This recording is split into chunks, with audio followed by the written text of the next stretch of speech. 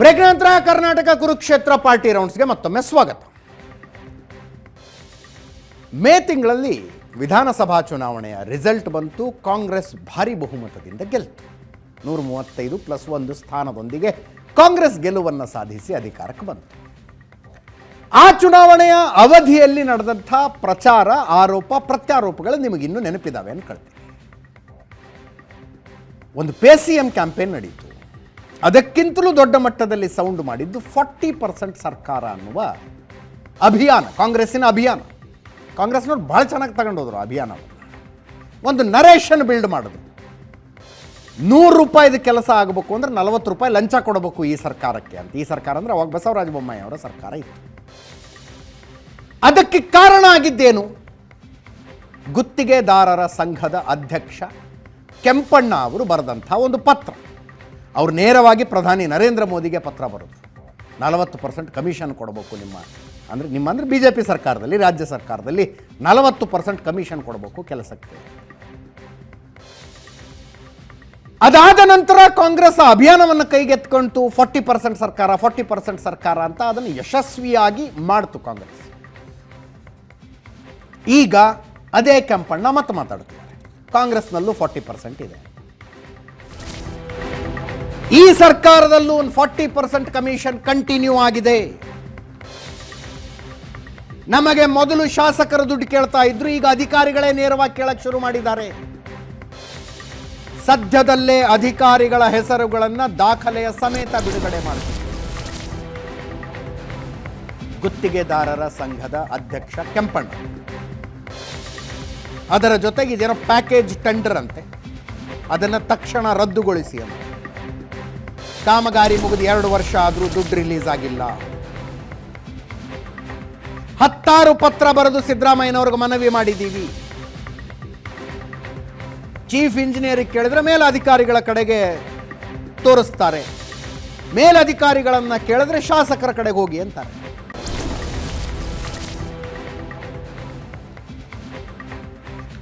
BBMPಯಲ್ಲಿ 15 ಮುಖ್ಯ ಎಂಜಿನಿಯರ್ಗಳಿದ್ದಾರೆ. ಈ ಎಂಜಿನಿಯರ್ಗಳ ಪ್ರತಿ ಕಾಮಗಾರಿಯಲ್ಲೂ ದುಡ್ಡು ಕೇಳ್ತಾ ಇದ್ದಾರೆ.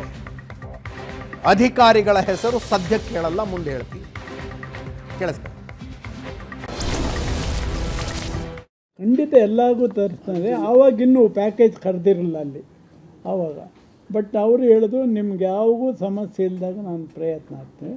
ಬಟ್ ಒಂದು ಪ್ಯಾಕೇಜ್ ಬಂದಾಗ ಕಮಿಷನ್ ನಮ್ಮ ಕಾಂಟ್ರಾಕ್ಟರ್ ಕೂಡ ಹೋಗಿ ನೋಡಿದ್ದಾರೆ.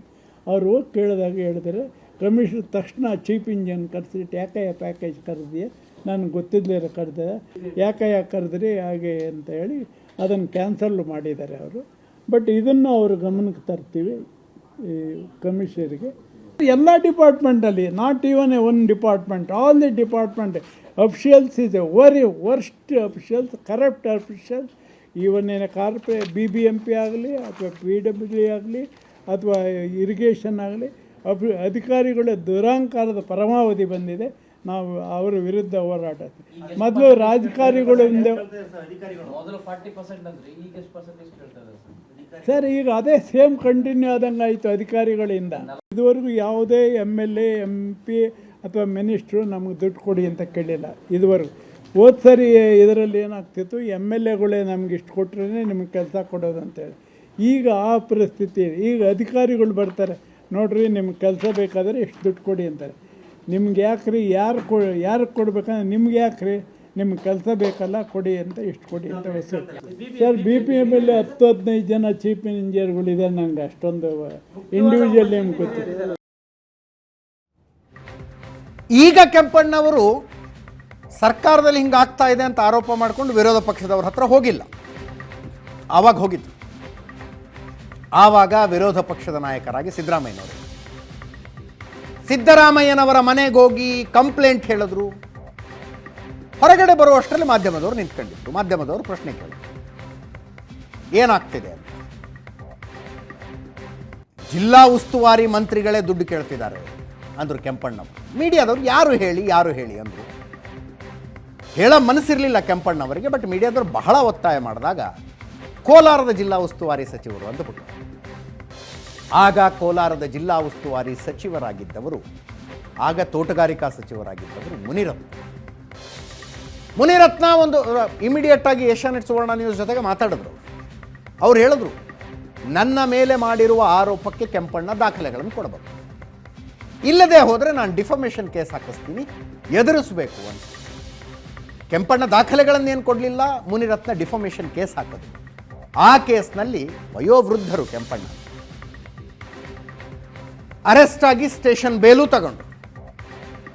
ಈಗ ಅದೇ ಕೆಂಪಣ್ಣ 40% ಕಮಿಷನ್ ಆದಂಗಿದೆಯಲ್ವಾ ಇದು ಅಂತಿದ್ದಾರೆ. ಮುನಿರತ್ನ ಏನಂತಾರೆ ಈಗ ಕೇಳಿಸ್ಕೊಳ್ಳಿ. ಕೆಂಪಣ್ಣ ಹಿಂದಿನ ಸರ್ಕಾರದಲ್ಲಿ 40% ಅಂತ ಆರೋಪ ಮಾಡಿದ್ರು, ಆದರೆ ಸ್ಪಷ್ಟತೆ ಇರಲಿಲ್ಲ. ಮಾನನಷ್ಟ ಮೊಕದ್ದಮೆ ಹೂಡಿದಾಗಲೂ ಸಹ ದಾಖಲೆನೂ ಕೊಟ್ಟಿಲ್ಲ, ಬರೀ ಆರೋಪ ಮಾಡಿದ್ರು. ಆದರೆ ಈ ಬಾರಿ ಬಹಳ ಸತ್ಯ ಹೇಳಿದ್ದಾರೆ. ಅಧಿಕಾರಿಗಳೇ ಕಲೆಕ್ಷನ್ ಮಾಡ್ತಾ ಇದ್ದಾರೆ, ಅದು ಒಳ್ಳೆ ಒಂದು ವಿಷಯನೇ ಅವ್ರ ಗಮನಕ್ಕೆ ಈಗಾದ್ರೂ ಬಂದಿದೆಯಲ್ಲ.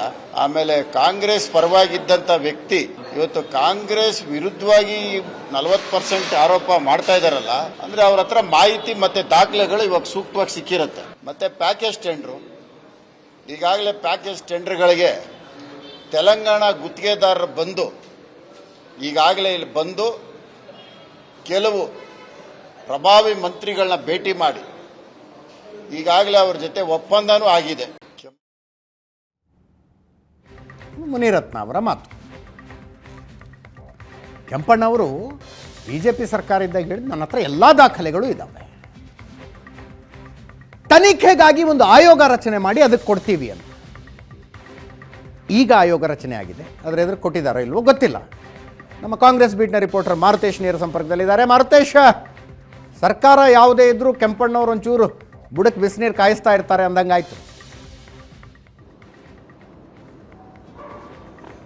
ಅಲ್ಲ, ಸರ್ಕಾರ ಯಾವುದೇ ಬಂದರೂ ಕೂಡ ಗುತ್ತಿಗೆದಾರರಿಗೆ ಆಗ್ತಾ ಇರುವಂತಹ ಸಮಸ್ಯೆಗಳಲ್ಲಿ ಏನಂತ ವ್ಯತ್ಯಾಸ ಕಾಣಿಸ್ತಾ ಇಲ್ಲ ಅನ್ನೋದು ಬಹಳ ಸ್ಪಷ್ಟವಾಗಿ ಈಗ ಮತ್ತೊಮ್ಮೆ ಕೆಂಪಣ್ಣವರ ಮಾತುಗಳಲ್ಲಿ ಅರ್ಥ ಆಗ್ತಾ ಇದೆ. ಅದು ಬಿಜೆಪಿ ಇರಲಿ, ಕಾಂಗ್ರೆಸ್ ಇರಲಿ, ಗುತ್ತಿಗೆದಾರರ ವಿಚಾರದಲ್ಲಿ, ಕಮಿಷನ್ ವಿಚಾರದಲ್ಲಿ, ಭ್ರಷ್ಟಾಚಾರದ ವಿಚಾರದಲ್ಲಿ ಅಂಥದ್ದೇನು ವ್ಯತ್ಯಾಸ ಇಲ್ಲ ಅನ್ನೋದನ್ನು ಮತ್ತೊಮ್ಮೆ ಕೆಂಪಣ್ಣವ್ರು ಹೇಳ್ತಿದ್ದಾರೆ. ಹಿಂದೆ ಕೆಂಪಣ್ಣ ಆರೋಪ ಮಾಡಿದಾಗ ಕಾಂಗ್ರೆಸ್ ವಿರೋಧ ಪಕ್ಷದಲ್ಲಿತ್ತು. ಆ ರೀತಿ ಏನೂ ಇಲ್ಲ ಅಂದರೆ ಒಂದು ತನಿಖೆ ಮಾಡಿಸಿ, ನೀವು ಸಿಟ್ಟಿಂಗ್ ಜಡ್ಜ್ ಮೂಲಕ ತನಿಖೆ ಮಾಡಿಸಿ ಅನ್ನುವಂಥ ಸವಾಲನ್ನು ಹಾಕ್ತಾ ಇದ್ರು. ಸೊ ಈಗ ಅವರದ್ದೇ ಸರ್ಕಾರ ಅಧಿಕಾರಕ್ಕೆ ಬಂದಿದೆ. ಕೆಂಪಣ್ಣ ಆರೋಪಗಳನ್ನು ಮುಖ್ಯಮಂತ್ರಿಗಳು ಯಾವ ರೀತಿ ನೋಡ್ತಾರೆ ಮತ್ತು ಯಾವ ತನಿಖೆ ಮಾಡಿಸ್ತಾರೆ ಅನ್ನೋದೇ ಸದ್ಯಕ್ಕಿರುವಂಥ ಪ್ರಶ್ನೆ. ಯಾಕೆಂದರೆ ಇದನ್ನು ಒಂದು ದೊಡ್ಡ ಮಟ್ಟದ ಚುನಾವಣಾ ಅಸ್ತ್ರವಾಗಿ ಕಾಂಗ್ರೆಸ್ ಬಳಸ್ಕೊಳ್ತು. ಮುಖ್ಯಮಂತ್ರಿಗಳೇ ಅವ್ರನ್ನ ಮೀಟಿಂಗ್ ಕರೆದು ಸಮಸ್ಯೆ ಕೇಳಿದ್ರು. ಆ ಸಂದರ್ಭದಲ್ಲಿ ಮುಖ್ಯಮಂತ್ರಿಗಳ ದಾಖಲೆ ಕೊಡಿ ಅಂದಾಗಲೂ ಕೂಡ ಕೆಂಪಣ್ಣವರು ಕೊಟ್ಟಿರಲಿಲ್ಲ. ಇದು ರಾಜಕೀಯ ಕಾರಣಕ್ಕಾಗಿ ಬಳಕೆ ಆಗುತ್ತೆ, ಅದು ಮತ್ತೆ ನಮಗೆ ಮುಳುವಾಗ್ಬೋದು ಅನ್ನೋ ಕಾರಣಕ್ಕಾಗಿ ಮುಖ್ಯಮಂತ್ರಿಗಳು ಕೇಳಿದಾಗಲೂ ಕೂಡ ಕೆಂಪಣ್ಣವರು ದಾಖಲೆಗಳನ್ನು ಕೊಡಲಿಲ್ಲ. ಈಗ ನಿವೃತ್ತ ನ್ಯಾಯಮೂರ್ತಿ ನಾಗಮೋಹನ್ ದಾಸ್ ಅವರ ಕಮಿಟಿ ರಚನೆ ಮಾಡಿದ್ದಾರೆ. ಆ ಕಮಿಟಿಗೆ ದಾಖಲೆಗಳನ್ನು ಒದಗಿಸಿದ್ದಾರೆ. ಆ ದಾಖಲೆಗಳಲ್ಲಿ ಏನಿದೆ ಅನ್ನುವಂಥದ್ದು ಇನ್ನೂ ಬಹಿರಂಗ ಆಗಿಲ್ಲ, ಅದಿನ್ನೂ ಕೂಡ ತನಿಖೆ ನಡೀತಾ ಇದೆ. 40% ಕಮಿಷನ್ ವಿಚಾರ. ಇದರ ನಡುವೆಯೇ ಈಗ ಕೆಂಪಣ್ಣ ಅವರು ಈ ಸರ್ಕಾರದ ಮೇಲೂ ಕೂಡ ಇಂಥದ್ದೇ ಒಂದು ಗಂಭೀರವಾದಂಥ ಆರೋಪವನ್ನು ಮಾಡಿದ್ದಾರೆ. ಹೀಗಿದ್ದಂಥ ಸಂದರ್ಭದಲ್ಲಿ ನಾಗಮೋಹನ್ ದಾಸ್ ಅವರ ಕಮಿಟಿಯ ವರದಿಗೆ ಯಾವ ಕಿಮ್ಮತ್ತಿರುತ್ತೆ? ಯಾಕಂದರೆ ಇದೇ ಸರ್ಕಾರದ ಮೇಲೆ ಇದೇ ಕೆಂಪಣ್ಣವರು ಇದೇ ಆರೋಪವನ್ನು ಮಾಡ್ತಾ ಇದ್ದಾರೆ ಅಂದಾಗ ಈಗ ಸರ್ಕಾರ ಒಂದು ಸ್ಟ್ಯಾಂಡ್ ತಗೊಳ್ಬೇಕು. ಇಲ್ಲ, ನಾವು ಸಿಟ್ಟಿಂಗ್ ಜಡ್ಜ್ ಮೂಲಕವೇ ಒಂದು ತನಿಖೆ ಮಾಡಿಸ್ತೀವಿ, ಯಾಕಂದರೆ ನಮ್ಮ ಸರ್ಕಾರದ ಮೇಲೂ ಇಂಥದ್ದೇ ಒಂದು ಆರೋಪ ಬಂದಿದೆ ಅಂತೇಳಿ. ಇಲ್ಲಾಂದರೆ ಇದು ಡಿಸ್ಕ್ರಿಮಿನೇಷನ್ ಅಂತ ಒಂದು ನಿರ್ಧಾರಕ್ಕೆ ಬಂದುಬಿಡ್ತಾರೆ. ಬಿಜೆಪಿಗೆ ಒಂದು ಅಸ್ತ್ರ ಕೂಡ ಕೊಟ್ಟಂಗಾಗುತ್ತೆ. ಲೋಕಸಭಾ ಚುನಾವಣಾ ಹೊಸ್ತಿಲಿನಲ್ಲಿರುವಂಥ ಕಾಂಗ್ರೆಸ್ಗೆ ಈ ಆರೋಪ ಒಂದು ರೀತಿ ಬಿಜೆಪಿಗೆ ಅಸ್ತ್ರ ಆದರೂ ಕೂಡ ಕಾಂಗ್ರೆಸ್ಗೆ ಒಂದು ಮುಜುಗರ. ಯಾಕೆಂದರೆ ಎಲ್ಲಿ ಹೋದರೂ ಕೂಡ ಈ ಪ್ರಶ್ನೆಗಳು ಎದುರಾಗುತ್ತೆ. ನೀವು ಹಿಂದೆ ಇದ್ದಾಗ ಭ್ರಷ್ಟಾಚಾರ ಸರ್ಕಾರ ಅಂತ ಇದ್ರಿ, ಕಮಿಷನ್ ಸರ್ಕಾರ ಅಂತ ಇದ್ರಿ. ನಿಮ್ಮ ಸರ್ಕಾರದ ಮೇಲೆ ಈಗ ಕೆಂಪಣ್ಣವರೇ ಆರೋಪ ಮಾಡಿದಾಗ ಕೆಂಪಣ್ಣ ಅವರು ಸುಳ್ಳು ಹೇಳ್ತಿದ್ದಾರೆ ಅಂತೇಳಿ ಕಾಂಗ್ರೆಸ್ ಹೇಳಲಿಕ್ಕೆ ಸಾಧ್ಯ ಇಲ್ಲ.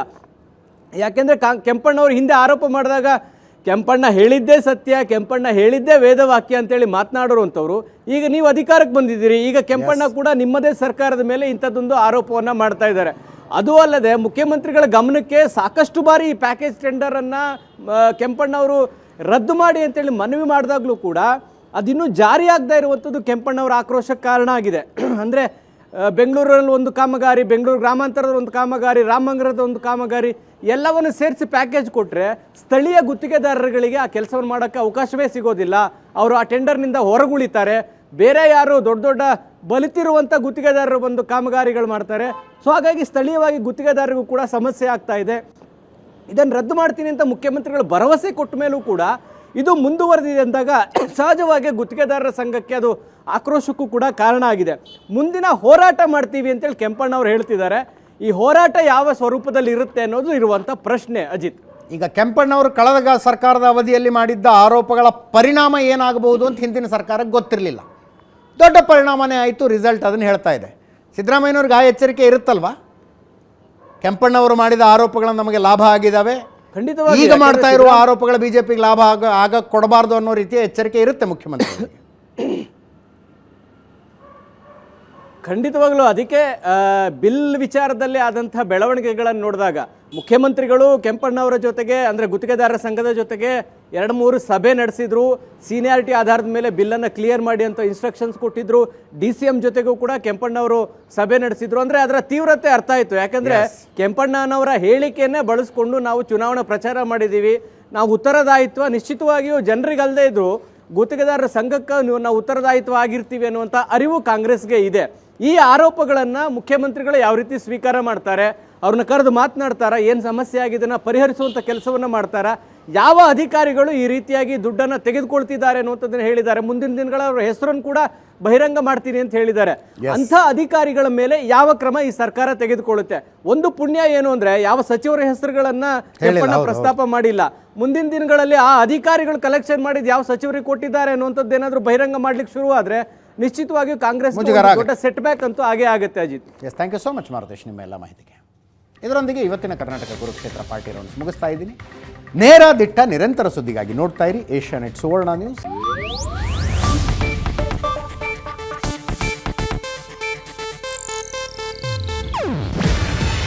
ಇದು ಏಷ್ಯಾನೆಟ್ ನ್ಯೂಸ್ ನೆಟ್ವರ್ಕ್ ಪ್ರಸ್ತುತಿ. ನೀವು ನೋಡ್ತಿದ್ದೀರಾ ಏಷ್ಯಾನೆಟ್ ಸುವರ್ಣ ನ್ಯೂಸ್.